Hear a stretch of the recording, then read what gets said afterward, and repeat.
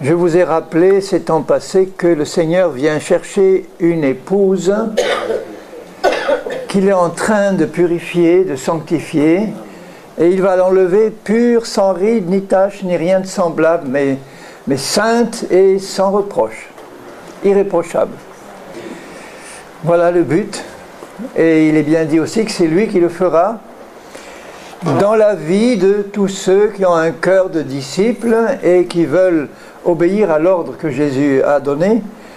Avant de partir, remonter au ciel, il a dit « Allez, faites de toutes les nations des disciples, les baptisant au nom du Père, du Fils et du Saint-Esprit, et apprenez-leur à obéir à tout ce que je vous ai commandé. » Parce que ce qu'il nous a commandé, c'est la volonté de Dieu. Et la volonté de Dieu, il est dit qu'elle est bonne, agréable et parfaite. Si nous sommes dans la volonté de Dieu, on va être conduit par l'Esprit dans le plan parfait de Dieu et tout ira bien. Alors l'Église de Jésus-Christ qu'il va enlever, ce n'est pas seulement un ensemble de personnes, c'est un corps. L'Église c'est un corps, l'épouse c'est un corps et lui il est la tête. Nous sommes le corps, chacun à sa place ou chacun devant être à sa place. Tous les membres bien coordonnés, formant un solide assemblage.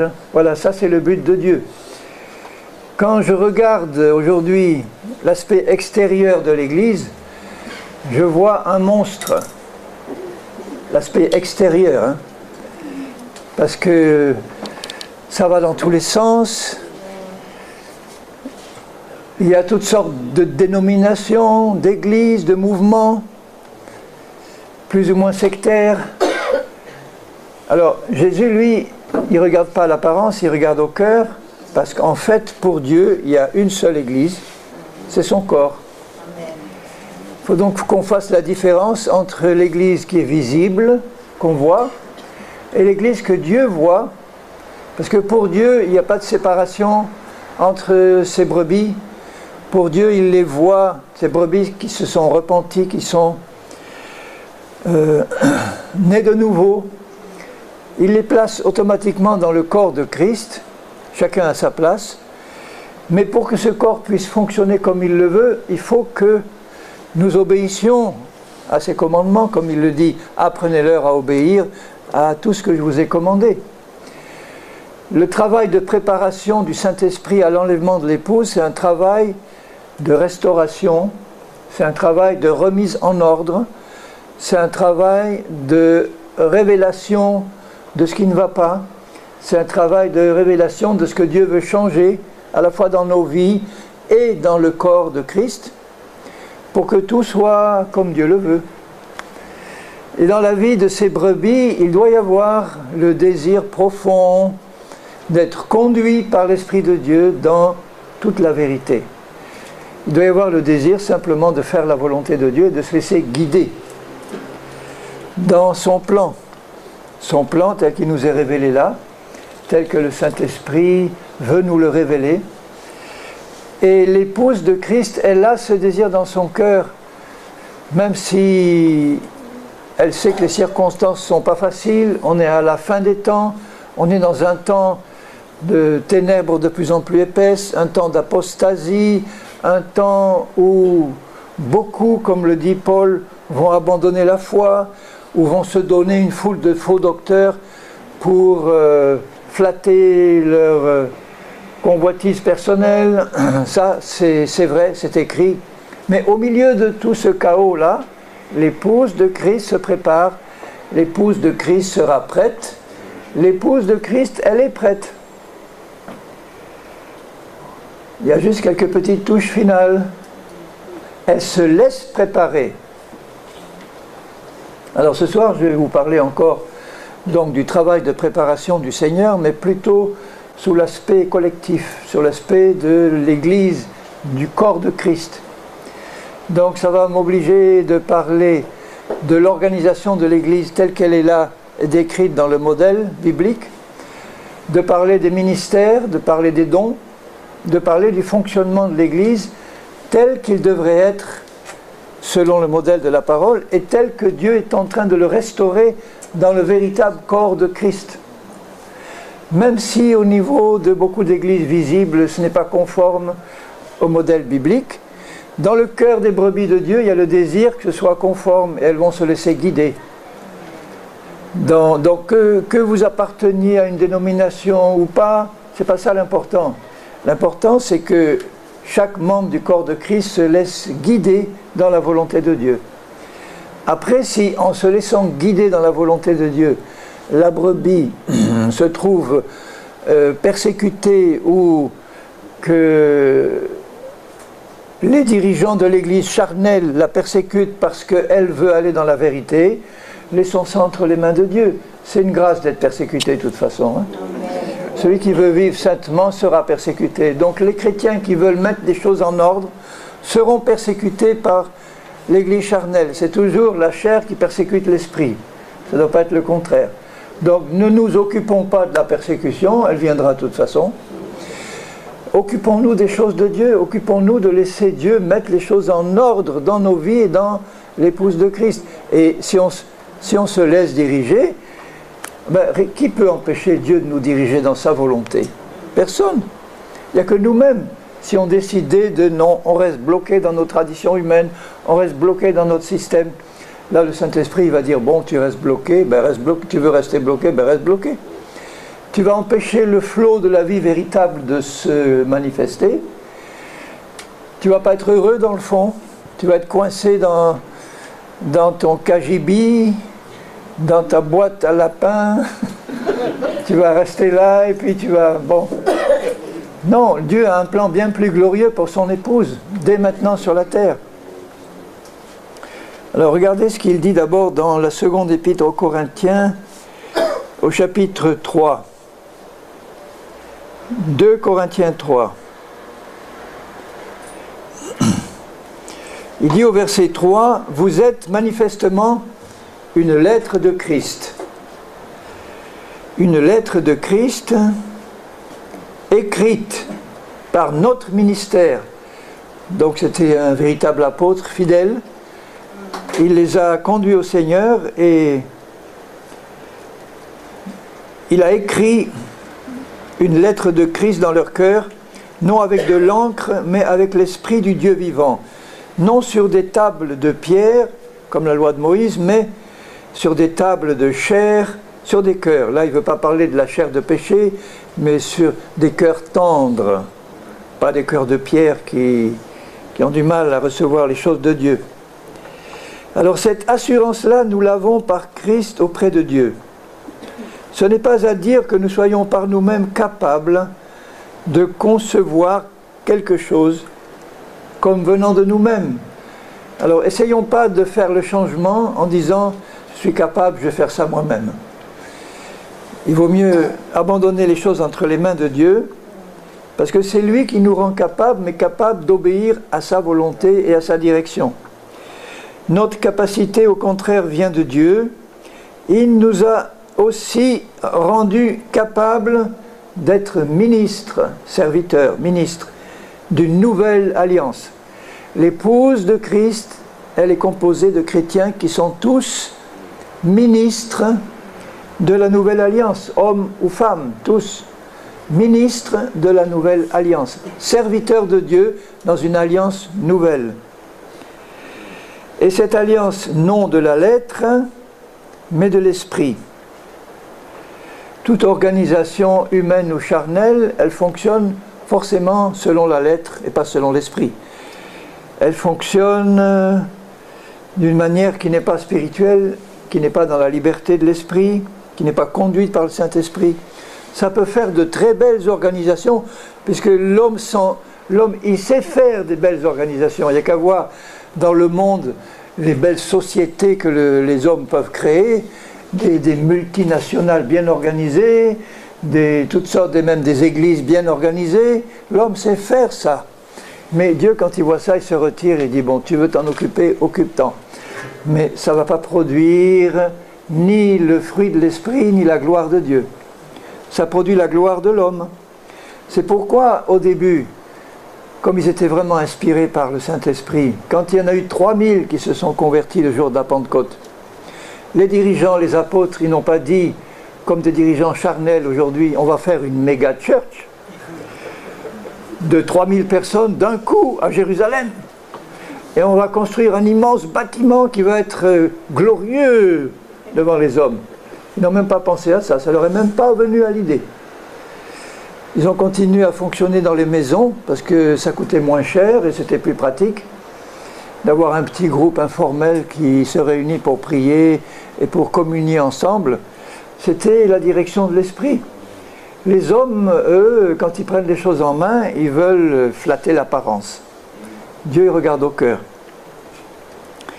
Donc, il nous a rendus capables d'être ministres d'une nouvelle alliance, non de la lettre, mais de l'esprit.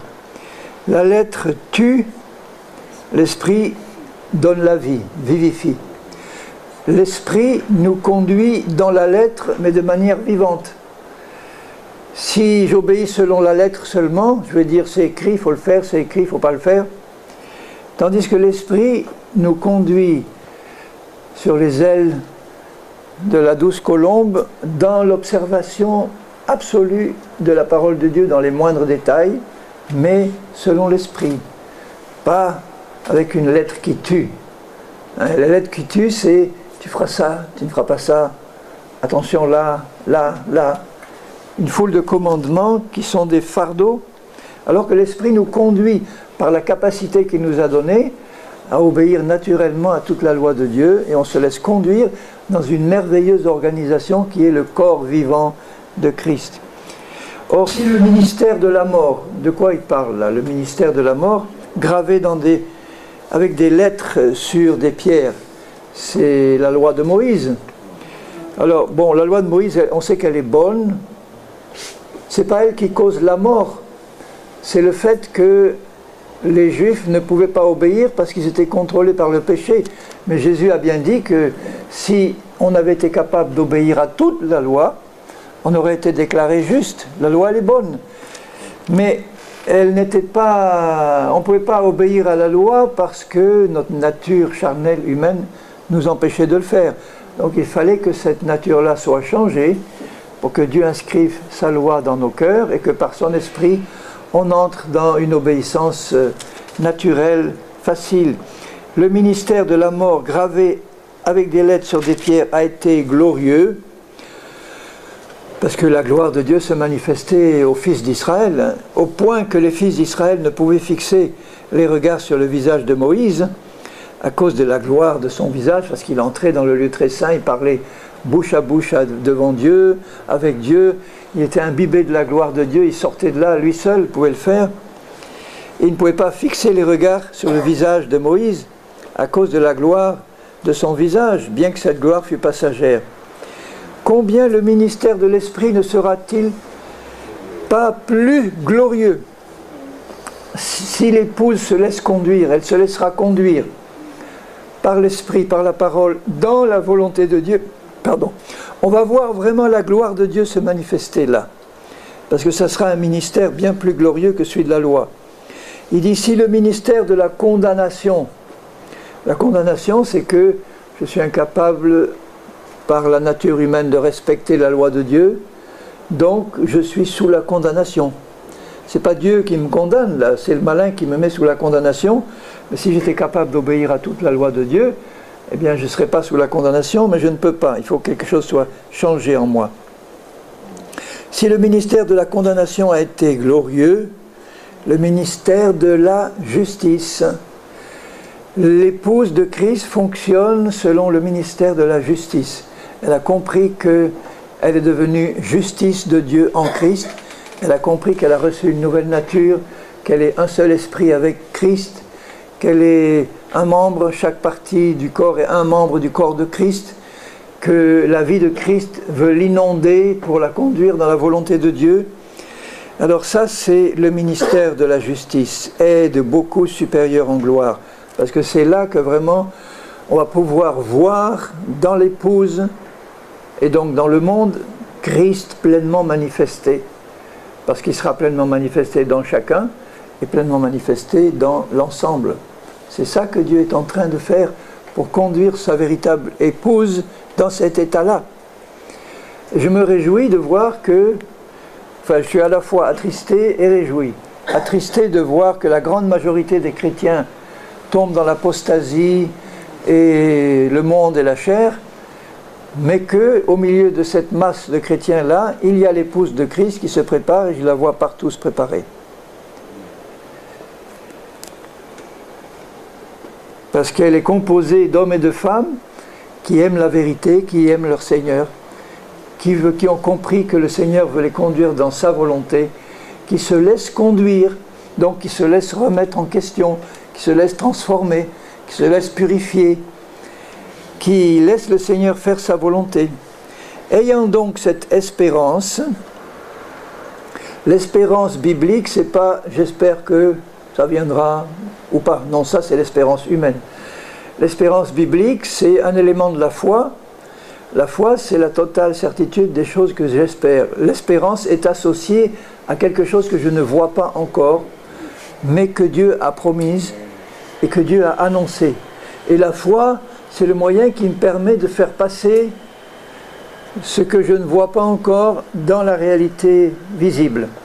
Alors cette espérance, ça veut dire, je ne vois pas encore cette situation parfaite, pleinement manifestée, ce corps de Christ amené dans cette perfection-là et cette organisation que Dieu veut, mais j'ai l'assurance, la certitude que Dieu m'y conduit, que Dieu nous y conduit, et il nous y conduira, et il est en train de nous y conduire. Ayant donc cette espérance, nous usons d'une grande liberté. Alors ça, c'est un élément aussi du ministère de la justice, c'est qu'il est fondé sur la liberté, il s'exerce dans la liberté, il nous conduit dans la liberté, il nous libère de tout ce qui dominait sur nous, que ce soit le péché, la chair, Satan et les démons, mais aussi que ce soit les systèmes religieux, charnels, humains, qui veulent maintenir les chrétiens dans une organisation ou un système qui n'est pas du tout dans la pensée de Dieu et de sa parole.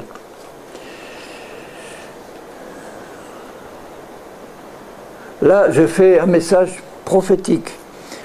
Les prophètes, rappelez-vous ce qu'ils disaient au prophète Jérémie. Au début de son ministère, il appelle un jeune garçon. Jérémie, au début, il avait peut-être, c'était un ado. Il avait peut-être, je ne sais pas, 14, 15 ans, et Dieu l'appelle à être prophète. Et lui dit, mais je suis un enfant, qu'est-ce que tu veux que je... Mais non, je t'appelle à rencontrer les rois, les princes, les puissants, et tu vas leur parler de ma part. Et je t'appelle à abattre, à détruire, à raser, à détruire, et puis après à construire et à bâtir.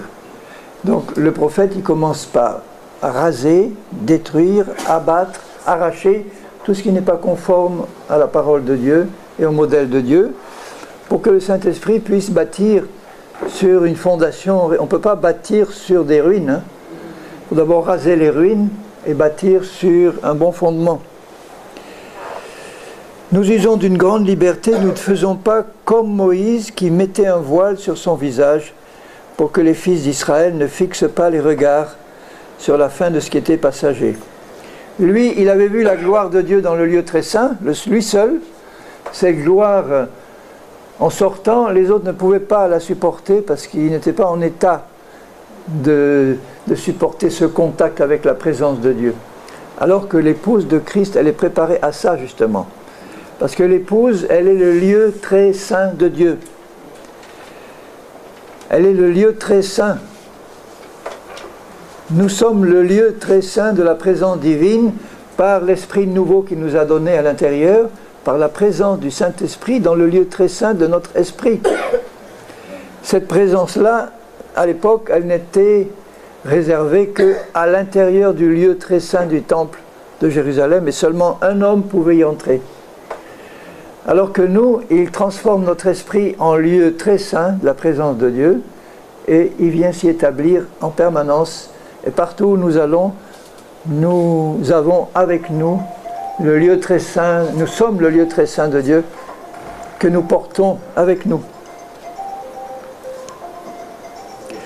Déjà cette réalité-là nous fait comprendre que nous sommes libérés de l'obligation du sabbat. Il y a des Il y a des chrétiens qui respectent le sabbat, comme les juifs. D'autres ont remplacé le samedi par le dimanche, mais c'est la même idée. Il y a un jour sacré qu'il faut respecter, un sabbat. Et dans la nouvelle alliance, comme nous sommes le lieu très saint, l'épouse est le lieu très saint de la présence divine, rappelez-vous quand Jésus répond aux pharisiens qui lui disent « Mais comment font tes disciples là, le jour du sabbat?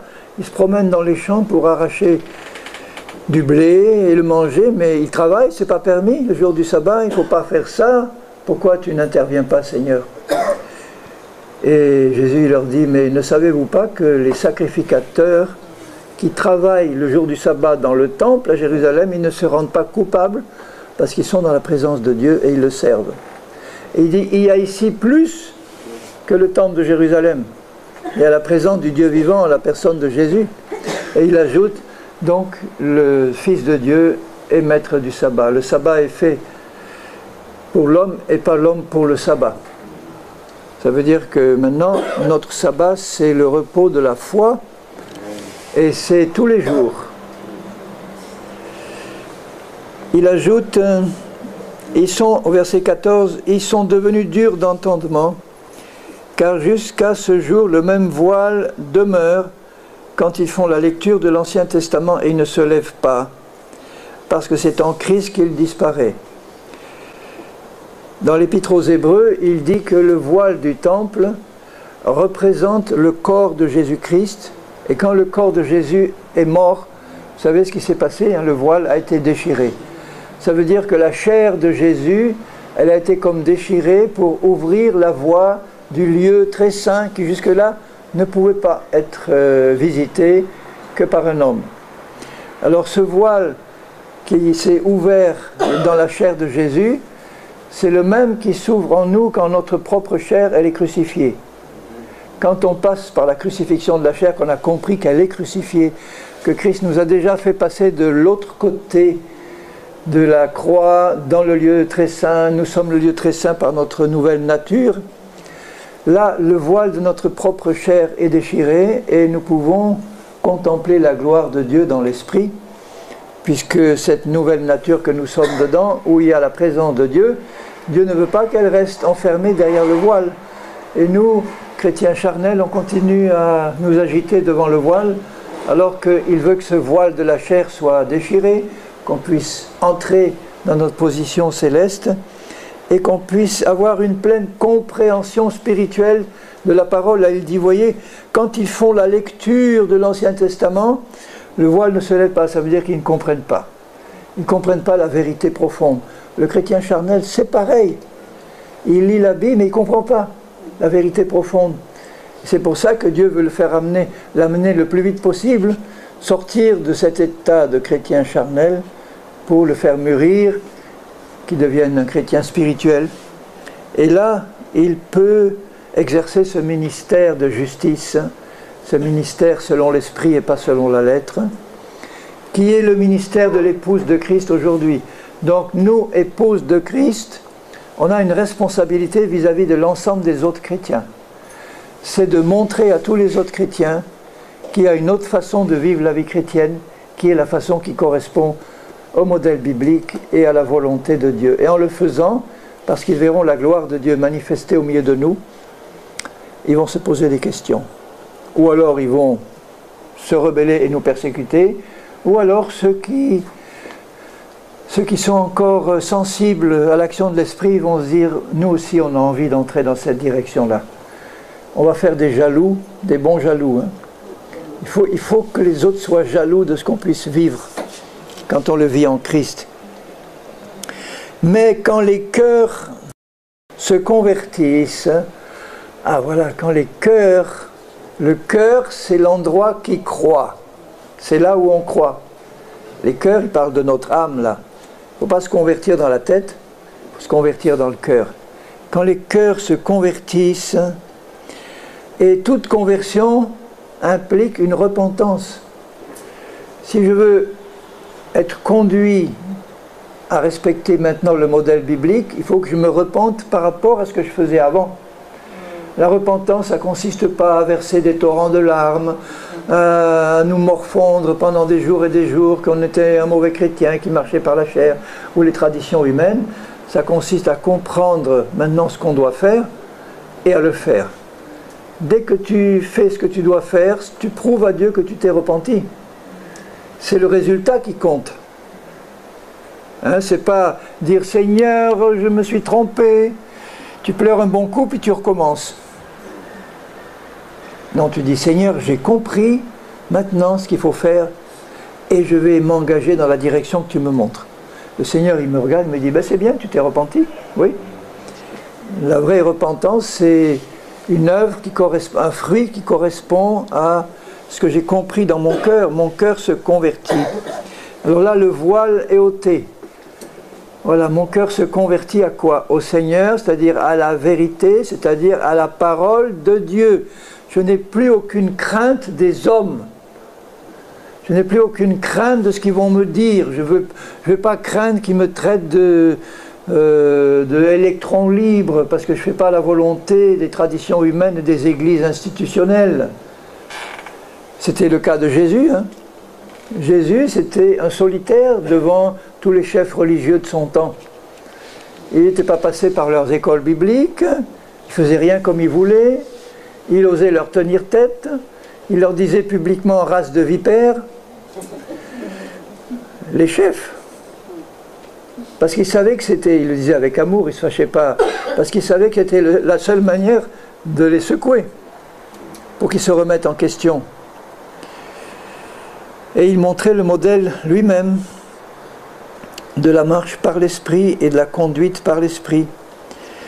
Le voile est ôté. Or, le Seigneur, c'est l'esprit. Et là où est l'esprit du Seigneur, là est la liberté. Mais la liberté de l'esprit. C'est-à-dire la liberté d'obéir à Dieu. Pas la liberté de faire n'importe quoi maintenant. On recommencerait dans la chair encore. Hein.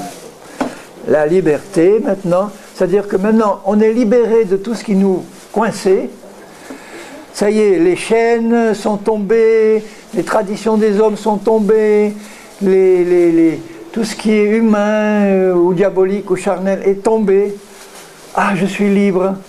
Libre de quoi faire maintenant? Tu m'as rendu capable de t'obéir, libre d'entrer pleinement dans ta dimension pour faire ta volonté. Là est la liberté. L'esprit de Satan, c'est la domination. Je sens l'esprit de contrôle et de domination à des kilomètres. Quand j'entre dans une église, s'il y a un esprit de contrôle chez les dirigeants ou les pasteurs, je le sens immédiatement. Il y a une odeur là qui se dégage. L'esprit de contrôle, de domination, de manipulation, pour qu'on garde le système bien sous contrôle. Pas sous le contrôle du Saint-Esprit, sous le contrôle des hommes. Et nous avons été appelés à la liberté, mais pas à la rébellion, pas aux manifestations de rue avec des pancartes, à rester calme et tranquille, à rester soumis aux autorités établies, mais à faire la volonté de Dieu et pas celle des hommes. Exactement comme les premiers apôtres à qui Jésus avait enseigné la soumission aux autorités dans le Sermon sur la montagne et puis ailleurs dans d'autres passages, où quand ils sont attrapés, qu'on commence à les torturer ou à les menacer et qu'on leur interdit de prêcher au nom de Jésus, ils disent poliment aux chefs juifs, ils disent ben écoutez, nous on ne peut pas faire autrement que d'obéir à Dieu plutôt qu'aux hommes. Hein. Vous ne pouvez pas nous empêcher, même si vous nous tuez, vous ne pouvez pas nous empêcher de prêcher au nom du Seigneur. Donc il restait soumis aux autorités dans le sens qu'il ne poussait pas à la révolte le peuple, il ne poussait pas à éliminer ces dirigeants-là. Non, ils vivaient simplement ce que Dieu leur demandait de vivre. Voilà. Et ils en payaient le prix quand ils étaient persécutés. C'était pour la gloire de Dieu, parce qu'il est dit dans Pierre que si nous sommes persécutés, alors l'esprit de gloire repose sur nous. Et quand les persécuteurs romains jetaient les Juifs aux bêtes féroces ou les mettaient sur les grilles, et qu'ils les voyaient chanter des cantiques remplis de la grâce de Dieu et de la force qu'il leur donnait à ce moment-là, ils voyaient la gloire de Dieu reposer sur eux, et c'est ça qui les touchait. Ils vont voir la gloire de Dieu reposer sur l'épouse de Christ, et c'est ça qui va toucher les persécuteurs, s'ils doivent être touchés. Alors nous tous, verset 18, qui, le visage découvert, alors le visage découvert, ça veut dire que maintenant, nous sommes libérés du voile de la chair, et maintenant on peut voir les choses de l'esprit clairement. Le voile nous a permis d'entrer dans le lieu très saint, où on jouit de la présence directe de Dieu. Alors nous qui, le visage découvert, contemplons, comme dans un miroir encore, parce que ce n'est pas encore bien face à face, la gloire du Seigneur, mais nous contemplons sa gloire, nous sommes transformés en la même image de gloire en gloire, comme par le Seigneur l'Esprit. Alors le voile est déchiré, je contemple le lieu très saint. Qu'est-ce qu'il y a dans le lieu très saint? Il y a Jésus glorifié, il y a sa parole qui est esprit et vie, que je comprends maintenant par l'Esprit, il y a son Esprit qui me dirige dans toute la vérité, il y a la gloire de Dieu. Alors en contemplant ça, je suis transformé de gloire en gloire. On est transformé par ce qu'on contemple. Si tu passes ton temps à contempler tes péchés ou tes échecs passés, tu vas y rester dans ton assiette et tu n'en sortiras pas. Repens-toi et contemple la gloire de Dieu. Et on est transformé de gloire en gloire. Alors ça c'est une introduction, mais pour vous montrer maintenant la volonté de Dieu dans ce domaine, je reprends l'épître aux Éphésiens pour vous montrer le fondement et les moyens utilisés par Dieu pour nous conduire dans un bon fonctionnement de l'Église comme il le veut. Au chapitre 4 d'Éphésiens, je lis à partir du début. « Je vous exhorte donc, moi le prisonnier dans le Seigneur, à marcher d'une manière digne de l'appel ou de la vocation qui vous a été adressée. » Ça, c'est marcher par l'Esprit. Marcher d'une manière digne, c'est marcher par l'Esprit. D'ailleurs, en toute humilité et douceur, c'est-à-dire j'ai compris que Dieu m'a déjà donné ça dans l'Esprit. J'ai compris que la chair, maintenant, c'est extérieur à moi et elle ne doit plus me dominer. Je laisse l'Esprit me conduire. Et à ce moment-là, voilà ce qui se passe. L'humilité, la douceur, la patience, vous supportant les uns les autres avec amour. Parce qu'il y en a encore qui sont insupportables. Hein. Enfin, ils ne sont plus insupportables quand on les supporte. Mais ils seraient insupportables si on était dans la chair. D'ailleurs, c'est un moyen de savoir si on y est ou pas. Si vous dites « Ah, celui-là, mais je ne peux plus le supporter » ou celle-là. Alors ça, c'est la chair qui parle. Réjouis-toi que Dieu t'a rendu conscient qu'il y a encore un peu de chair qui saigne là et qui a besoin d'être désossé.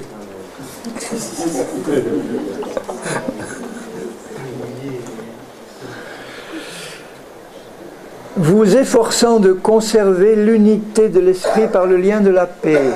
Ça, c'est ce qui est dans le cœur de l'épouse. Elle sait qu'il y a déjà dans l'esprit une unité qui existe, même s'il y en a qui ne s'en rendent pas compte. Il y a une unité d'esprit qui existe entre tous ceux qui sont nés de nouveau. Ils sont nouvelles créatures, ils ont le même esprit.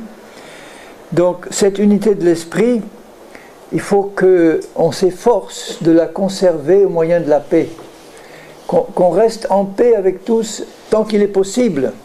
S'il y en a qui ne veulent pas être en paix avec nous et qui nous font la guerre, c'est leur affaire. Mais moi, je vais rester en paix. Je vais rester en paix. Je ne vais pas chercher la bagarre. Il y a un seul corps, voilà, le corps de Christ, composé de tous ceux qui sont nés de nouveau en Christ, uniquement. Un seul corps, et les membres du corps, ils se reconnaissent tout de suite. Ou ça ne dure pas longtemps en tout cas. Parce qu'ils ont le même esprit, le Saint-Esprit, et aussi le même esprit nouveau dedans. Donc, il ne faut pas longtemps pour reconnaître qu'ils sont vraiment aussi dans le même corps que moi. Un seul esprit, le Saint-Esprit, comme vous aussi vous avez été appelés à une seule espérance. Notre espérance, c'est le retour glorieux de Jésus. Par votre vocation, il y a un seul Seigneur, Jésus-Christ, une seule foi, la foi en la parole de Dieu, uniquement. Un seul baptême, le baptême dans la mort et la résurrection de Jésus. C'est le seul vrai baptême. Le baptême d'eau représente notre mort et notre ensevelissement avec Jésus et notre résurrection. Et le baptême du Saint-Esprit nous est donné pour être des témoins, mais pour nous conduire dans la pratique de la mort et de la résurrection. C'est pour ça qu'il faut être rempli, parce que l'Esprit, le Saint-Esprit est un esprit de résurrection. Alors, avant de nous ressusciter, il nous met à mort. Et plus tu vas être rempli, l'Esprit, plus vite tu vas être mis à mort et vivre une vie de ressuscité. Un seul Dieu est Père de tous, qui est au-dessus de tous et parmi tous et en tous. Mais à chacun de nous, alléluia, à chacun, donc chacune aussi, à chacun, il ne parle pas qu'aux hommes, là, de nous la grâce a été donnée selon la mesure du don de Christ. Ça veut dire que Dieu nous a donné avec Christ une grâce énorme, immense. À la mesure de cette grâce-là, il nous donne à chacun sa grâce, à lui aussi. La grâce de faire ce qu'il veut qu'on fasse, quoi. C'est pourquoi il est dit, étant monté en haut, il a emmené des captifs. Les captifs, c'était ceux qui étaient dans le sein d'Abraham et qu'à sa mort, il est allé chercher en esprit pour les amener au paradis. Ils étaient captifs, non pas parce qu'ils étaient dans les chaînes, mais ils étaient dans un endroit d'attente où ils étaient là dans la paix. On le voit dans la parabole de Lazare. Il y a le sein d'Abraham où étaient les justes, et juste en face, séparé par un abîme, le mauvais riche qui était dans les flammes. Maintenant, c'est plus pareil. Il a amené les captifs là-haut, et ils ne sont plus en présence des flammes. Ils sont là-haut au paradis. Et il a fait des dons aux hommes. Or, que signifie « il est monté » ? Celui qui pose la question, par exemple, qu'est-ce que ça veut dire « il est monté là-haut » ? Ben, il est monté, ça veut dire qu'il est descendu, d'abord, avant de monter, dans les régions inférieures de la terre, pour y chercher ces captifs-là, et aussi pour parler aux perdus. Celui qui est descendu, c'est le même qui est monté au-dessus de tous les cieux, afin de remplir toutes choses. Et il a donné. Alors vous voyez, suivez le raisonnement de Paul. Il parle du fondement de la véritable Église, les choses qui représentent le fondement, c'est-à-dire un seul corps, un seul esprit, une seule espérance, un seul Seigneur. Tous les chrétiens nés de nouveau, ils ont ce même fondement-là, la même foi, le même Seigneur, le même Père, la même parole de Dieu, etc. Maintenant qu'on sait quel est ce fondement-là pour nous tous, quelle que soit notre étiquette extérieure, il a donné, là il parle des dons hommes, il a donné les uns comme apôtres, les autres comme prophètes, les autres comme évangélistes, les autres comme pasteurs et docteurs. Alors regardez bien pourquoi il a donné ces ministères. Pour le perfectionnement des saints, c'est-à-dire pour que ces saints-là, nés de nouveau mais encore charnels, ils puissent être perfectionnés et amenés à l'état d'hommes et de femmes mûrs. Donc il faut que ces ministères-là, ils aient la capacité de le faire. Si eux-mêmes ne savent pas comment amener, comment eux-mêmes ont pu être amenés à la perfection, comment ils vont l'expliquer aux autres? Il faut qu'ils soient passés eux-mêmes par là. Il faut qu'ils aient compris ce que c'est que le renoncement à soi-même, se charger de sa croix, marcher par l'esprit. Là, je vais pouvoir l'expliquer aux autres. S'ils ne le savent pas, comment ils vont amener au perfectionnement? Avant de comprendre ça, pour moi, amener les autres au perfectionnement, c'était sois fidèle à toutes les réunions, lève-toi tôt le matin, n'oublie pas de lire ta Bible 2 heures par jour, prie tant d'heures par jour, paye ta dîme, etc. Bon, et là, tu vas te perfectionner. Non, ça ne marche pas. C'est pas comme ça qu'on perfectionne l'Église. Ça, c'est le ministère de la condamnation et de la mort. Donc, pour le perfectionnement des saints, alors, en vue de l'œuvre du ministère, à mesure que nous nous perfectionnons, on devient de plus en plus capable d'exercer notre ministère personnel. Là, quand il dit « en vue de l'œuvre du ministère », il ne parle pas des 5 ministères, là. Les 5 ministères travaillent à perfectionner chacun pour que chacun puisse accomplir son ministère dans le corps de Christ. Puisqu'il ne s'agit pas de laisser que les 5 ministères travailler, alors que l'ensemble du corps, il serait là, assis à écouter ce que vous faites maintenant, mais il y a un temps pour tout, hein. Après, il faut le mettre en pratique et c'est ça qui compte, hein. Là, il dit, en vue de l'œuvre du ministère et de l'édification de tout le corps, il va donc édifier, ça veut dire perfectionner, mûrir, devenir moins charnel, plus spirituel, jusqu'à ce que nous soyons tous parvenus. Tous. Il n'y a pas une seule exception. Dieu ne veut laisser personne de côté sur le chemin. Il regarde son corps et il dit, il faut que tous arrivent au but. Et tous vont y arriver. Jusqu'à ce qu'on soit parvenu à quoi? À l'unité de la foi. On ne l'a pas encore, l'unité de la foi. On a l'unité de l'esprit, parce qu'on a le même esprit quand on est né de nouveau. L'unité de la foi, c'est quoi? La foi vient de ce qu'on entend, qui vient de la parole de Dieu. L'unité de la foi dans le corps de Christ, c'est aboutir à la même révélation de la parole de Dieu. Aujourd'hui, si telle église est séparée d'une autre, c'est toujours des questions de doctrine. Alors il y a celles qui parlent en langue, celles qui ne parlent pas en langue, il y a celles qui ont telle doctrine sur le baptême, telle doctrine sur tel autre aspect de la vie chrétienne, sur le fonctionnement de l'Église, sur le rôle des femmes, etc. Mais pour Dieu, il n'y a qu'une seule interprétation de sa parole, c'est la bonne. C'est la sienne. C'est écrit là. Et c'est interprété par son esprit. Donc à mesure que les chrétiens des différentes étiquettes, ils sont perfectionnés par le Seigneur, parce que c'est lui d'abord qui enseigne, ils reçoivent des révélations nouvelles, et en recevant de plus en plus de révélations, ils s'approchent de plus en plus d'un état où ils sont d'accord sur les doctrines. Il n'y a plus ces divisions-là parce que Dieu les éclaire tous. Ceux qui disent, bon, le baptême des bébés, c'est la règle chez nous, s'ils veulent vraiment être perfectionnés et connaître la vérité, Dieu va leur montrer que ce baptême des bébés, ce n'est pas le baptême décrit là, dans la parole. Pourquoi? Parce qu'on a le respect de la parole, et on veut laisser le Saint-Esprit nous conduire dans la parole. Donc on va abandonner des traditions humaines qui ne correspondent pas là, et du coup, ceux qui changent d'opinion sur le baptême, ils sont maintenant en communion avec ceux qui l'avaient déjà compris, et voilà, ils se rapprochent dans l'unité de l'esprit. De la foi, pardon.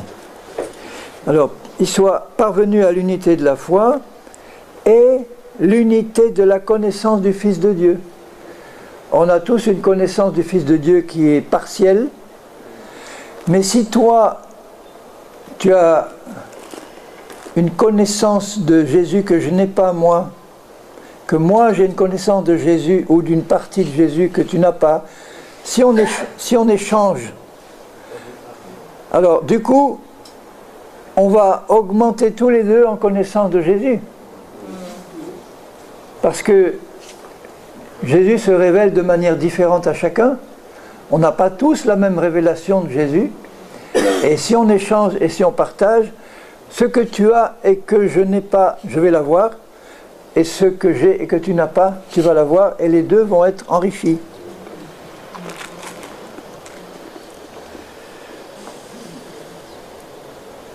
Jusqu'à ce qu'on arrive donc au verset 13, à l'état d'homme ou de femme fait. Homme fait, ça veut dire parfait. À la mesure de la stature parfaite de Christ. Voilà, lui, alors c'est la stature parfaite, nous on est à sa mesure, mais le but c'est ça. Alors vous voyez l'importance des ministères dans le perfectionnement des saints, pourvu qu'ils fassent les choses comme Dieu le veut. Et il y a beaucoup de ministères qui ne le font pas comme Dieu le veut, ou pas encore. Afin que nous ne soyons plus des enfants. Un enfant, c'est un chrétien charnel, flottant et emporté à tout vent de doctrine. Alors voilà, il y a une nouvelle doctrine qui arrive, une autre là, un nouveau... D'où le danger des expériences. On vit une nouvelle expérience qui a l'air formidable, et puis finalement ça ne produit pas tellement de fruits. C'est comme au moment où la vague de Toronto est venue. Bon, il y avait des bonnes choses quelquefois, mais il y avait aussi des très mauvaises. J'ai un frère, un ami personnel qui était 10 ans dans ce mouvement où alors ils se roulent par terre, ils font des cris d'animaux, ils pensent que c'est la visitation du Saint-Esprit, c'est ça. Et au bout de 10 ans, il a fini par me dire, Henri, j'ai compris que pendant 10 ans, j'ai remué du vent. Parce que ça n'a pas produit dans la vie des brebis des résultats d'édification. Bon, moi j'ai rien contre, si tu te roules en poussant des cris de joie par terre, je dirais, bon, bénis-le, bénis-la, Seigneur. Hein. Mais si tu passes 10 ans à te rouler par terre en poussant des cris, c'est pas ça qui va te faire grandir dans la connaissance de la parole de Dieu.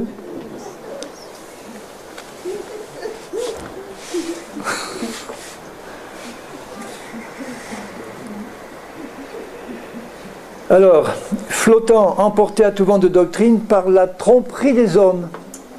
Il y en a qui trompent volontairement, ça c'est les serviteurs de Satan qui se sont infiltrés, mais il y en a qui trompent de bonne foi.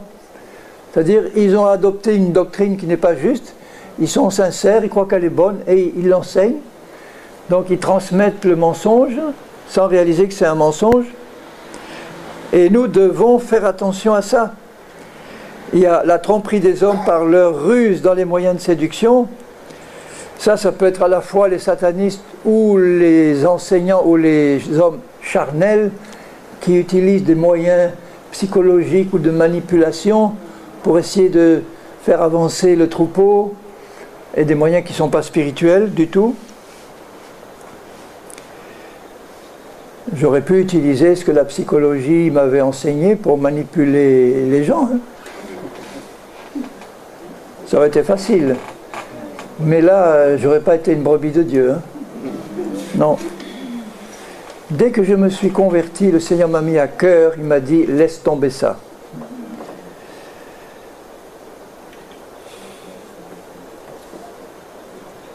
Mais que, professant ça veut dire prononçant, proclamant la vérité dans l'amour. Alors l'épouse de Christ, c'est l'épouse qui n'hésite pas à se dire la vérité dans l'amour. Il faut pas hésiter à se dire la vérité dans l'amour. Je le dis souvent, mais je préfère un chrétien charnel qui me cogne dessus en me disant une vérité que un chrétien qui, soi-disant par amour pour moi, ne veut pas me blesser et me dit rien. Même s'il voit quelque chose qu'il doit me dire, il ne le dit pas, parce qu'il a peur ou qu'il a la crainte. Alors je préfère qu'un chrétien charnel m'envoie une bonne vérité à la figure. Au moins, je vais discerner que c'est vrai. Et je vais en tirer profit. Nous croissions à tous égards en celui qui est le chef, Christ. Alors, c'est lui le chef, c'est lui qui dirige tout ça. Les ministères sont dirigés par Christ, ils sont appelés par Christ et dirigés par lui, les vrais. C'est de lui, grâce à tous les liens de son assistance, que tout le corps, bien coordonné, formant un solide assemblage, à condition que tout le monde obéisse à sa volonté, tire son accroissement selon la force qui convient à chacune de ses parties et s'édifie lui-même dans l'amour. Non, c'est pas moi. Maintenant, à propos des ministères là, puisque je vous ai montré que les 5 ministères travaillent à perfectionner les saints, pour que chacun puisse exercer son propre ministère. Et c'est normal de comprendre que chacun a son ministère, puisque chacun a sa place dans le corps. Et notre ministère, c'est d'assurer le fonctionnement dans le corps de l'organe que je représente. Le ministère de l'œil, c'est de voir. Le ministère de l'oreille, c'est d'entendre. Le ministère de la main, c'est de prendre.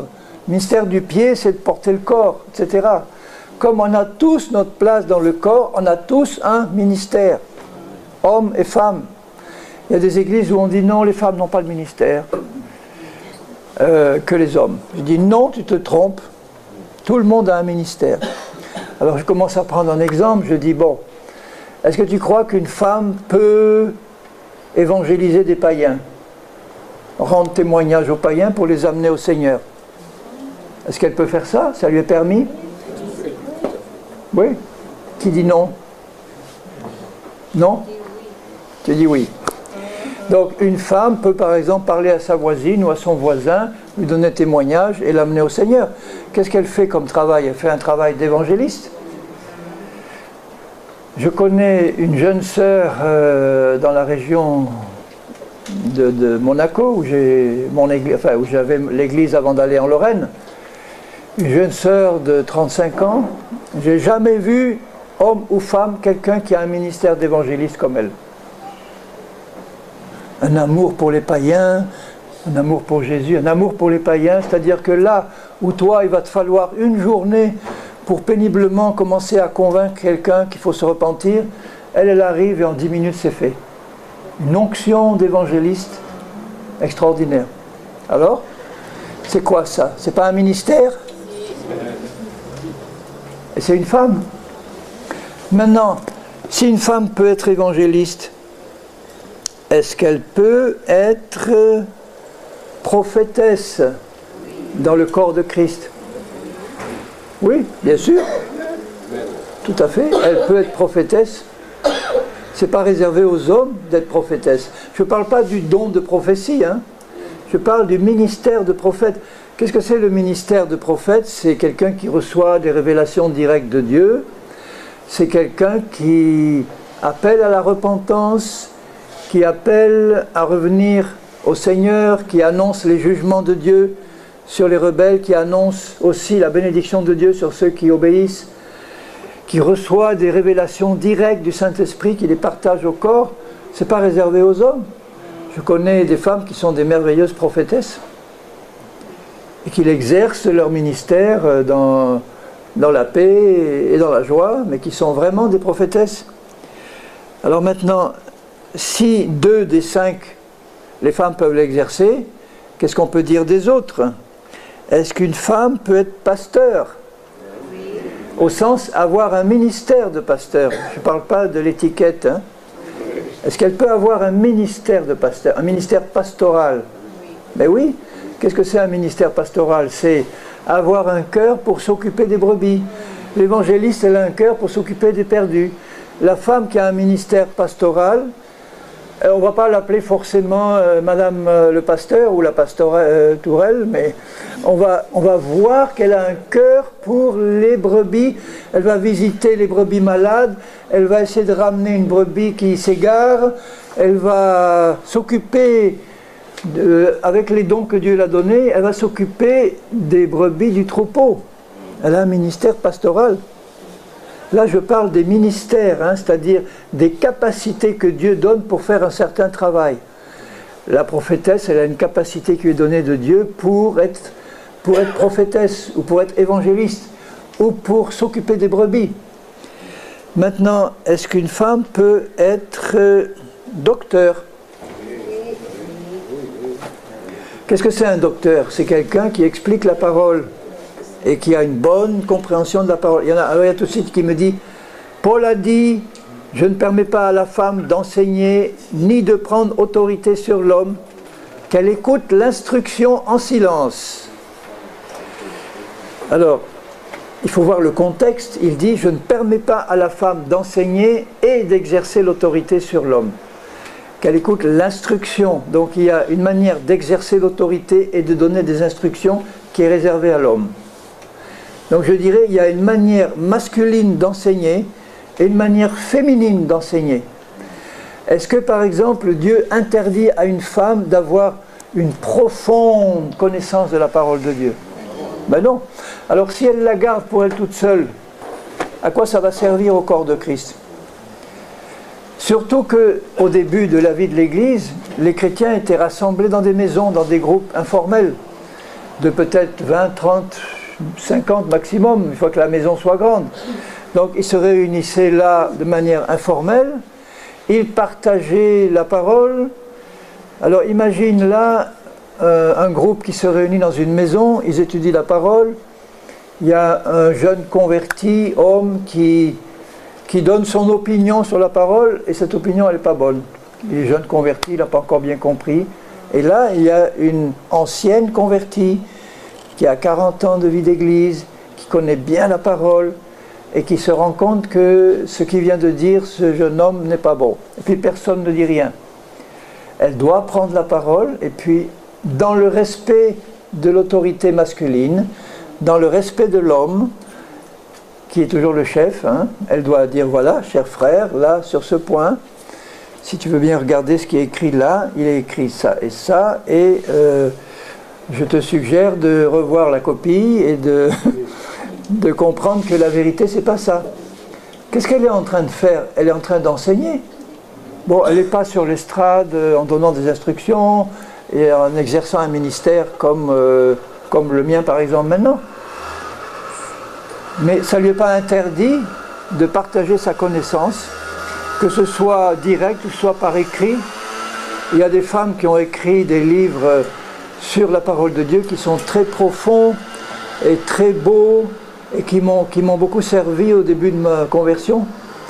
J'ai lu ces livres, j'ai dit « Waouh, quelle connaissance de la parole de Dieu elle a et quel bien ça me fait, celle-là de ces révélations qu'elle a reçues sur la parole. » Au début de ma conversion, il y avait une femme âgée, une sœur âgée de l'église, une sœur merveilleuse qui, nous jeunes convertis avec mon épouse à l'époque, nous avait pris à cœur. Elle nous invitait souvent chez elle à manger, à partager un repas.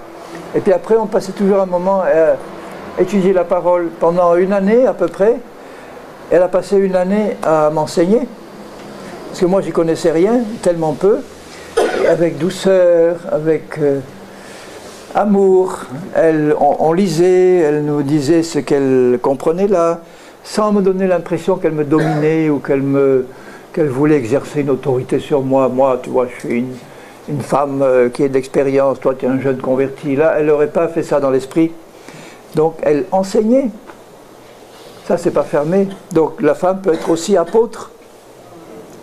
Si vous savez que les 3/4 des missionnaires dans le monde sont des femmes aujourd'hui, une femme qui va au cœur de l'Afrique pour, je sais pas moi, un coin complètement isolé, elle apprend la langue, elle s'installe, elle évangélise, elle commence à former avec ce qu'elle sait, elle enseigne, elle établit un groupe là, et puis ensuite le groupe prend son autonomie, et ensuite des anciens sont nommés, etc. Mais elle a fait un travail d'apôtre. Donc tous les ministères sont ouverts aux femmes. La seule fonction qui ne lui est pas ouverte, c'est celle de conducteur spirituel de l'Église, ancien de l'Église locale. Tous les hommes et les femmes ont un ministère dans l'Église, donc tous les anciens ont un ministère aussi. Un ancien en général, il est ou pasteur, ou enseignant, ou prophète. Mais tous les ministères ne sont pas appelés à être anciens. À Antioche, il y avait plusieurs dizaines de milliers de chrétiens, tous dans des maisons. Donc dans chaque maison, il y avait un groupe. Et comme Paul et Pierre y étaient, ils savaient enseigner la vérité, sûrement qu'ils stimulaient le ministère de tous. Un bon apôtre ou un bon pasteur, il doit veiller à stimuler et à éveiller les ministères de chacun et pas les étouffer. J'ai connu des pasteurs, quand un ministère commençait à se lever, bon, ils s'en débarrassaient, parce que c'était une gêne, une concurrence. Au contraire, c'est une richesse. Tu dois discerner que toi, tu as un appel pour ça, toi, tu as un appel pour ça, je t'encourage, je te mets au travail, tu vas voir dans le domaine que tu ressens dans ton cœur, vas-y, je t'encourage. Là, si vous regardez dans, par exemple, Tite, hein, l'épître de Paul à Tite, au chapitre 1er, Paul donne des instructions à Tite. Au verset 5, Tite 1,5, je t'ai laissé en Crète afin que tu mettes en ordre ce qui reste à régler et que, selon mes instructions, tu établisses des anciens, il ne dit pas des ministères, il dit des anciens dans chaque ville. Il ne dit pas dans chaque assemblée, dans chaque ville. S'il s'y trouve quelques hommes, les anciens sont des hommes uniquement. Pourquoi? Parce que la fonction d'ancien, il y a deux mots en grec qui sont traduits par ancien. Épiskopos, ça veut dire celui qui est placé au-dessus pour surveiller ce qui se passe. C'est une position de surveillante, d'autorité, pour ramener dans l'ordre ce qui ne va pas. Et puis presbytéros, presbytéros c'est le vieillard, le vieux, enfin l'ancien sur le plan expérience dans le Seigneur, pas un jeune converti. Alors un ancien, il est aussi choisi par Dieu pour surveiller l'ensemble du troupeau d'une ville. Puisque à l'époque, comme il y avait un seul corps, il n'y avait pas toutes ces dénominations, dans une ville donnée, tous les chrétiens savaient qu'ils appartenaient à la même église. Et que même si chacun avait des ministères dans les maisons qui peuplaient la ville, à Antioche, donc s'il y avait, mettons, 40 000 ou 50 000 chrétiens, dans des maisons qui faisaient peut-être 20 personnes, vous voyez que le nombre, ça faisait 2000 assemblées de maisons. Ben, à Antioche, il y avait 4-5 hommes, on le voit dans Acte 13, qui s'occupait de la surveillance générale de tout ce troupeau. Chaque assemblée réglait ses problèmes sur place au niveau de la maison, puisqu'il y avait des ministères hommes et femmes là. Normalement, les hommes auraient dû ou devaient exercer les premiers l'autorité au niveau de la maison, mais pas en tant qu'anciens, en tant que ministère. Et quand ils n'arrivaient pas à régler le problème au niveau de la maison, eh bien, on savait qu'au niveau d'Antioche, il y avait 5 frères qui avaient l'autorité suprême. C'est à eux que revenaient les derniers, et c'est eux qui décidaient, c'est eux qui exerçaient la discipline, c'est eux qui livraient à Satan quelqu'un quand il avait besoin d'être livré, c'est eux qui prenaient l'initiative de certaines choses, parce que c'est une position d'autorité, de contrôle, d'initiative, de discipline. Ça, c'est réservé aux hommes. Donc une femme peut avoir un ministère pastoral, mais elle n'est pas appelée à être ancien d'une église locale. Alors maintenant, je rappelle dans la pensée de Dieu ce que c'est qu'une église locale. Pour nous, en général, une église locale, c'est une assemblée qui est établie dans une ville à côté de beaucoup d'autres. On dit, bon, là, il y a une église pentecôtiste, là, il y a une église baptiste, là, il y a une église méthodiste, là, il y a une église presbytérienne. Chacune constitue une église indépendante qui a son ou ses dirigeants, souvent un pasteur. Ça n'a rien à voir avec le modèle biblique. C'est complètement à côté de la plaque. Le modèle biblique, c'est dans une ville donnée, donc Papeete par exemple, pour Dieu, l'église de Papeete, c'est l'ensemble des chrétiens nés de nouveau qui habitent à Papeete. Alors s'il y a les chrétiens qui habitent à, comment s'appelle la ville d'à côté là, Fa'a, c'est une ville autonome, ben, eux constituent l'église de Fa'a. Après il y a l'église de l'autre côté, là vers la Pointe Vénus, et Maïna. Voilà, il y a l'église de Maïna, c'est l'ensemble des chrétiens qui habitent là. Alors il ne faut pas être légaliste, il y en a un qui habite à la frontière entre Fa'a et Papeete et qu'il y a une église à Papeete, bon, il va dire non, je ne peux pas parce que moi, il faut, bon, c'est un principe général, mais pour Dieu, il y a l'ensemble des chrétiens de Papeete, c'est une église, une seule. Elle est répartie en, mettons, 15 assemblées différentes qui ont des étiquettes différentes. Bon, ça, peu importe dans le fond, pourvu que tous ces chrétiens réalisent qu'ils font partie du même troupeau, qu'ils ne doivent pas avoir un esprit sectaire pour dire à eux, ils sont de telle étiquette, donc on ne les fréquente pas. Eux, ceux-là, ils n'ont pas la même doctrine que nous sur tel domaine, donc ceux-là, on ne les voit pas. Nous, on ne fréquente que ceux qui sont de la même étiquette que nous. Ça, c'est l'esprit sectaire humain. C'est l'esprit que Dieu veut éliminer de l'épouse de Christ. Et elle n'a pas ça dans son cœur, l'épouse de Christ. Elle considère tous ceux qui sont nés de nouveau comme ses frères et sœurs. Elle cherche à établir les contacts. Elle cherche à les développer. Et vous voyez les difficultés auxquelles elle est confrontée. Hein. Des traditions humaines, de l'esprit sectaire, de toutes ces choses qui font que, en général, l'esprit sectaire, c'est un esprit religieux, qui dit « je ne veux pas de contact avec les autres de peur d'être contaminé ». Parce que forcément, on est les meilleurs. Sinon, si j'étais sûr que le groupe à côté, c'était le meilleur, mais j'essaierais tout de suite de développer les contacts. Je dirais « ah, ils sont meilleurs, je réalise qu'ils sont meilleurs. Je ne veux pas rester dans mon coin. » Alors que là, en face de moi, il y a des chrétiens qui ont de meilleures révélations, un meilleur enseignement. Je veux les connaître, je veux partager ce qu'ils ont. Voilà, c'est ce qu'il y a dans le cœur de l'épouse de Christ. Donc pour Dieu, il y a un seul peuple divisé en différentes assemblées.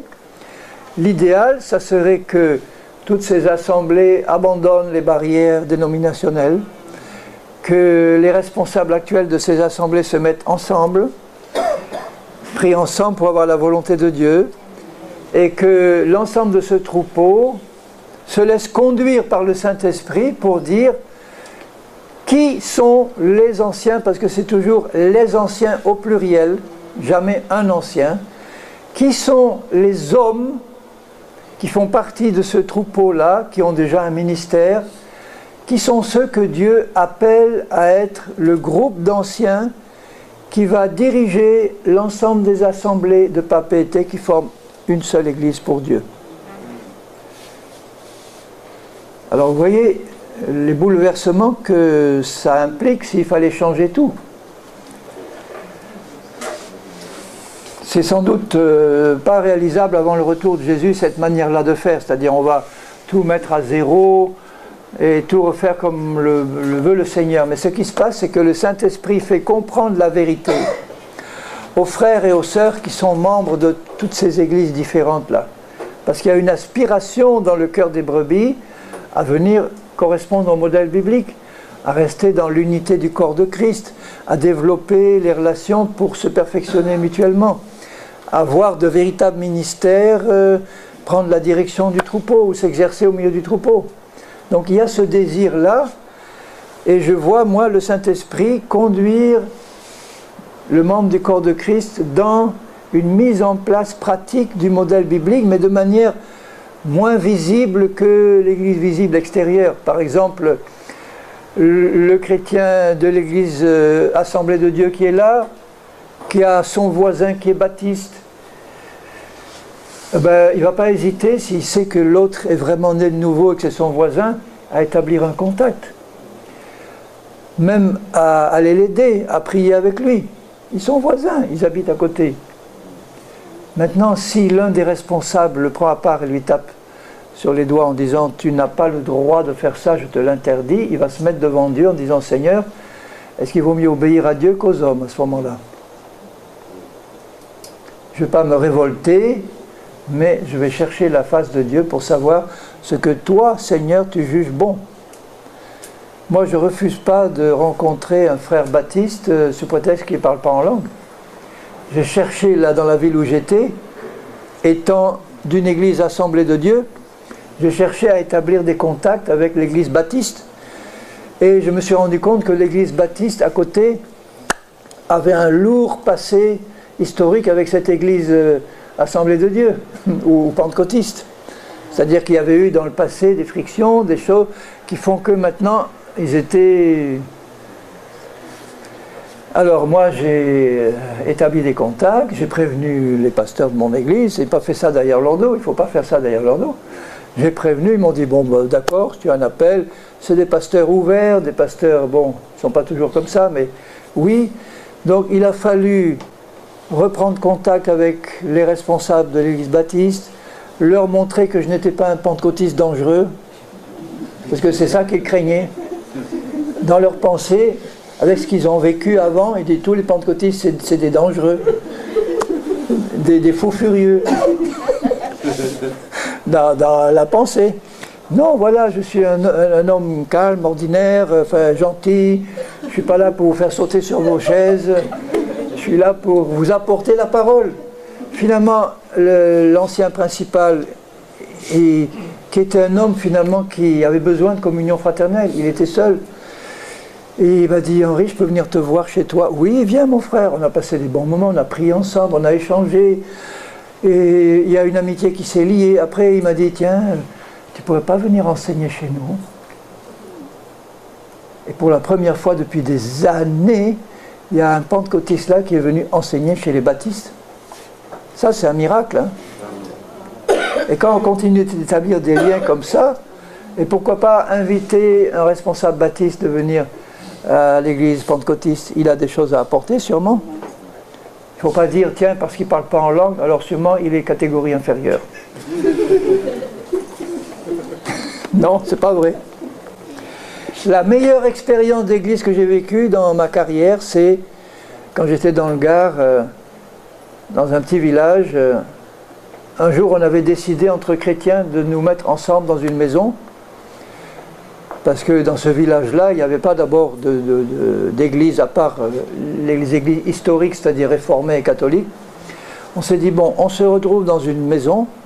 On était une quinzaine, pratiquement tous différents. Pentecôtistes, baptistes, méthodistes, réformés, darbistes, tous différents. Alors au début, c'est un peu... bon, moi j'arrivais au début en me disant, bon, moi je suis pentecôtiste...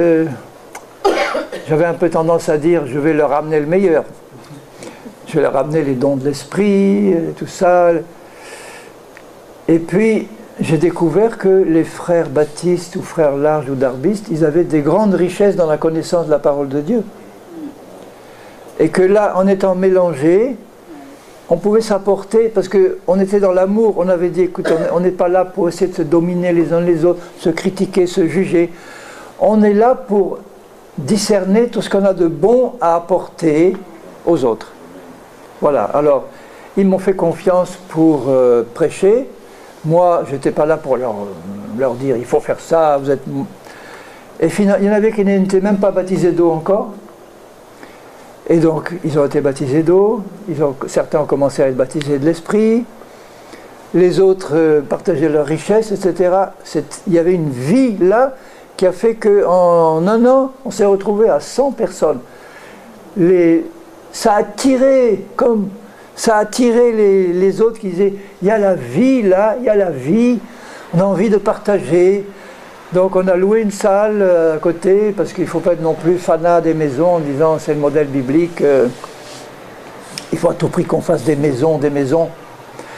Je connais un ministère, un prophète qui est venu me trouver là où j'étais, en Cévennes, et il m'a dit, j'ai compris dans la parole de Dieu que le modèle biblique c'est des maisons. Au début il n'y avait que des maisons, donc la volonté de Dieu c'est que tous les chrétiens se retrouvent dans des maisons. Donc l'appel de Dieu que j'ai maintenant c'est de former des groupes de maisons. Est-ce que tu veux travailler avec moi? Je dis, mon frère, tu te trompes. Non pas sur le fait que les groupes initiaux c'était des maisons, mais le Seigneur ne me demande pas d'organiser des groupes de maisons, il me demande de faire des chrétiens spirituels, de les faire passer de l'état de chrétien charnel à l'état de chrétien spirituel, capable d'entendre la voix de Dieu.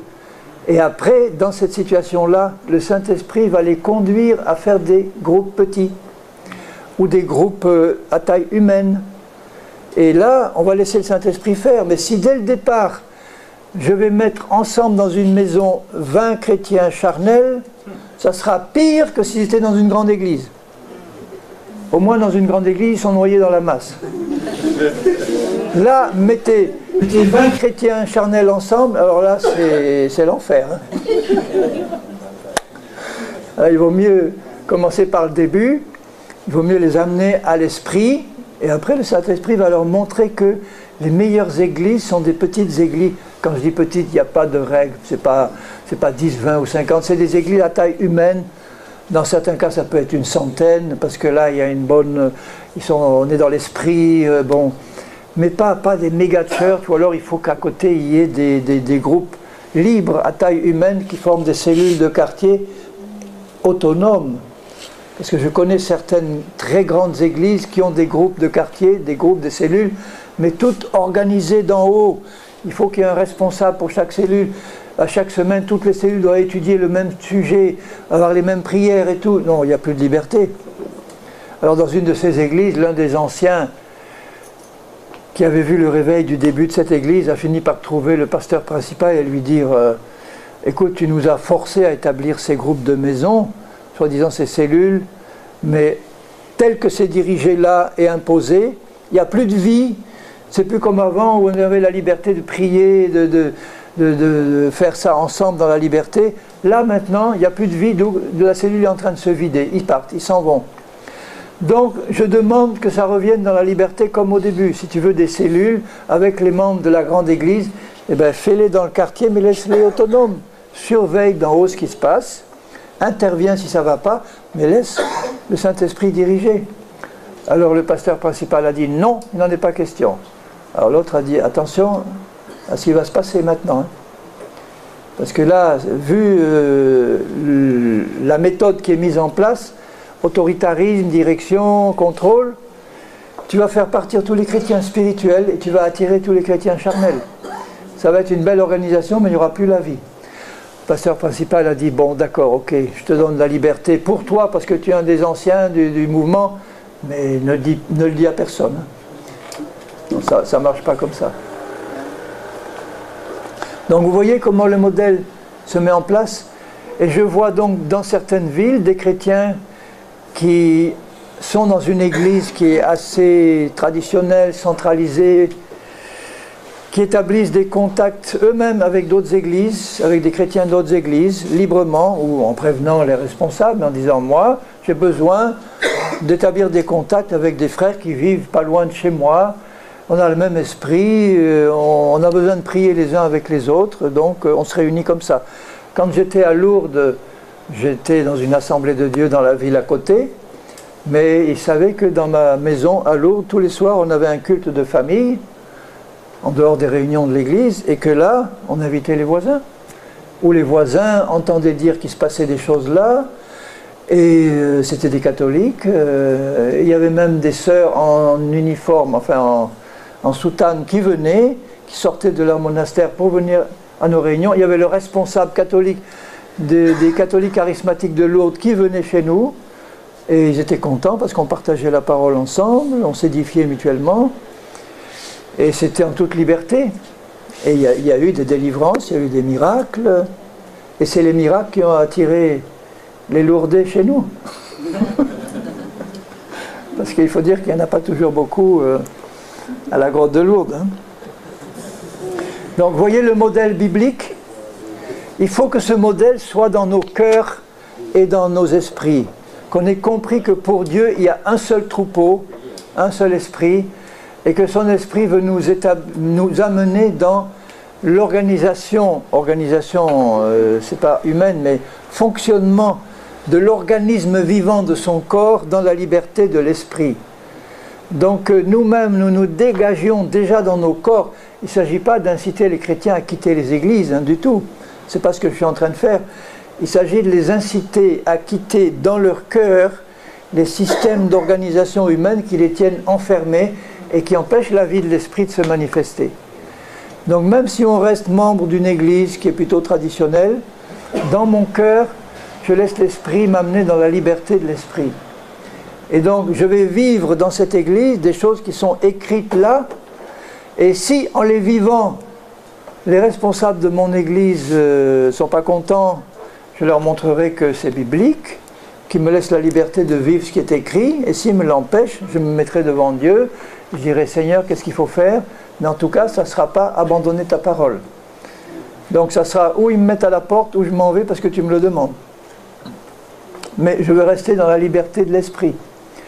Jamais sans provoquer de troubles, sans faire de révolution, restant calme, tranquille, essayant de convaincre tout le monde par la parole de Dieu et dans la prière, et montrant que je ne veux que progresser dans le perfectionnement des saints et aider les autres à progresser aussi.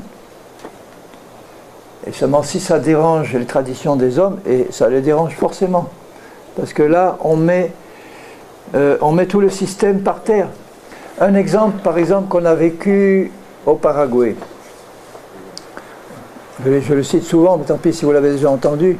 Au Paraguay, quand j'y suis allé, je prêche donc la croix, la marche par l'esprit. Et le frère chez qui on logeait, il se trouve que c'est un milliardaire. Ça arrive qu'il y ait des chrétiens milliardaires. Hein. Il a été touché par le message de la croix. Et il m'a dit, écoute, moi ça fait des années que je suis là, je suis marié à une Paraguayenne, je connais le système sur place. C'est partout pareil, des multitudes d'églises qui sont toutes plus ou moins séparées les unes des autres. Bon, il y a une pastorale de pasteurs qui se réunissent, qui se voient, mais quand même dans la pratique c'est assez séparé. Il dit ça, ce message c'est celui-là qu'il leur faut. Mais si tu vas le prêcher chez les baptistes, les pentecôtistes ne vont pas venir. Si tu vas le prêcher dans l'église pentecôtiste, les baptistes ne viendront pas. Alors je sais ce qu'il faut faire. Sur mon estancia, c'est sa grande propriété à côté de la deuxième ville du Paraguay où on était, il me dit, je vais te bâtir un centre d'enseignement complet. Pas pour moi, pour le Seigneur. Hein. Tu vas en congé en France 3 mois, je mets le chantier, tout le monde, et il y a un centre complet qui va se lever là avec des chambres, appartements, salles de réunion, restaurants, tout, parc, tout. Un milliardaire, il a les moyens, ça va vite. Hein. Bureau, tout. Va-t'en, et dans 3 mois, c'est prêt. Là, on va organiser avec les véhicules, tout, parce qu'ils n'ont pas tous des voitures là-bas. Et puis on va organiser des séminaires en invitant tout le monde. Oh, jamais un cadeau comme ça m'avait été fait, extraordinaire. Je vais en congé en France, je reviens 3 mois après, il me dit, voilà les clés. Je regarde un magnifique centre tout neuf. Il me dit, maintenant, on va trouver le président des pasteurs locaux. Une ville de 350 000 habitants, 400 églises évangéliques. C'est pas mal, hein? Combien d'habitants il y a à Papeete?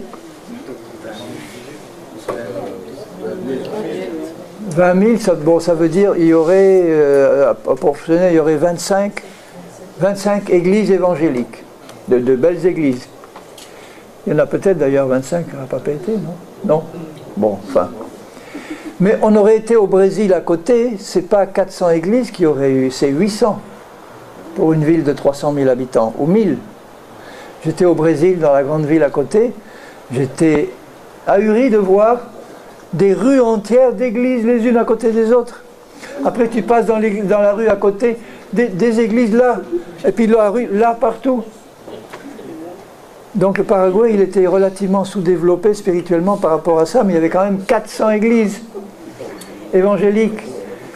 Alors on va aller trouver le président de l'association des pasteurs, il se réunissait de temps en temps, et on va lui dire, voilà, on t'annonce une bonne nouvelle, il y a un centre tout près qui est prêt, et là tu vas prévenir tous tes pasteurs, et librement on va organiser selon leur capacité, des séminaires, même si c'est un week-end, une journée, une demi-journée, autant qu'on veut.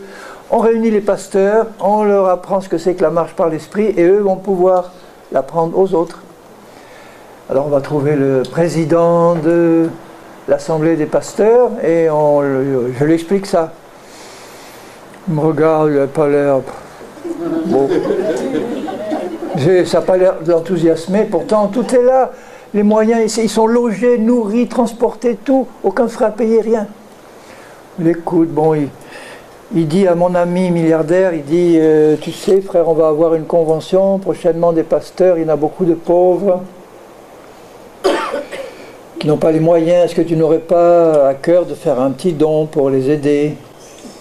Alors il avait déjà préparé le paquet de billets, parce qu'il savait que la question, il dit voilà, de bon cœur, je fais un don pour les pasteurs pauvres, mais maintenant, notre proposition là, on te demande simplement de passer l'invitation à la prochaine réunion à tous les pasteurs, et après on va organiser ça tranquillement. Oui, oui, bon. Quelque temps après, on rencontre un des pasteurs dans la rue, et je lui dis alors, ton président, il t'a dit quoi? Il me dit, il t'a dit quoi? Ben, notre nouvelle là, la bonne nouvelle, quelle bonne nouvelle? Ben non, il n'avait rien dit. Alors nous, on dit quand même, il n'a même pas informé. Et qu'est-ce que vous voulez y faire là, dans ce centre? Ben, on veut parler de la croix, comment crucifier la chair, marcher par l'esprit. Il se met à rire. Je dis, pourquoi tu ris? Ben, parce que je ris parce que plus charnel que notre président, tu peux pas.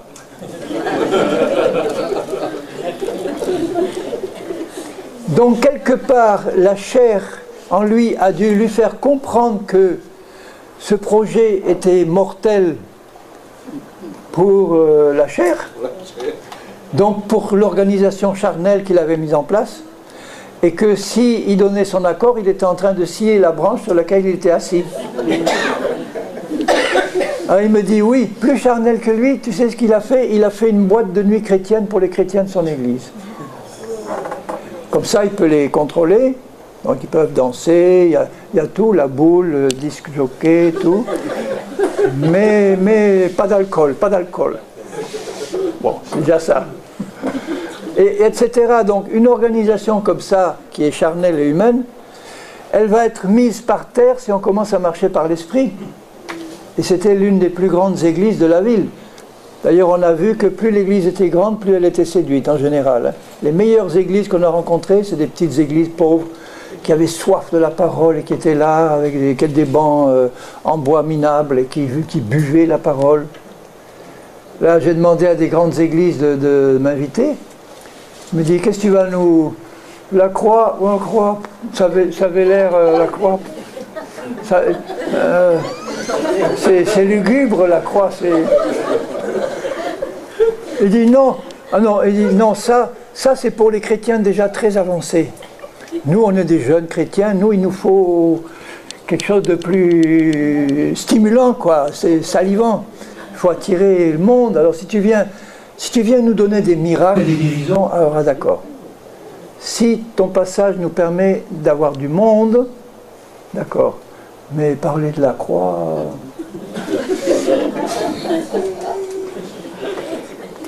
Alors que l'épouse de Christ, elle a soif de ça. Elle a soif de comprendre comment sortir de la domination de la chair, comment enfin respirer la liberté de l'esprit, comment être conduit par l'esprit dans son plan merveilleux, comment vivre enfin une vie d'église, d'épouse sur la terre qui soit digne de ce nom, où on voit le feu de l'esprit manifester toute sa puissance, où on voit la chair mise à mort, où on voit aussi des miracles, des guérisons et des prodiges confirmer la parole de Dieu, parce que Dieu ne va pas confirmer des paroles qui ne sont pas sa parole. Dieu ne va pas confirmer les traditions humaines, il va confirmer sa parole. Donc je vous exhorte, bien-aimés, m'en dit papétiens,